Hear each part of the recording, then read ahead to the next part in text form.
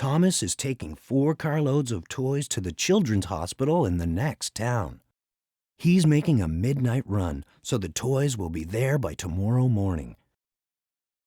Light your headlamps, Thomas. Off you go into the night. Peep, peep.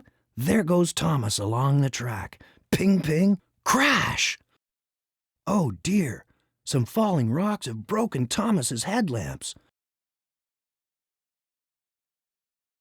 What will Thomas do without any lights? He can't run in the dark. And the children in the hospital will be so disappointed if they don't get those toys. But look, a farmer is lending Thomas the lamp from his barn. That's better, isn't it? Go slowly, Thomas. That small lamp gives only a small light. Luckily, some more friends have arrived to help. That's even better.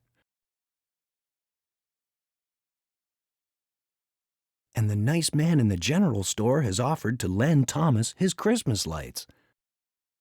There you go, Thomas. Don't you look cheery? There's the hospital in the distance, but the tunnel lies ahead, and the tunnel is awfully dark. Look, Thomas has a special escort.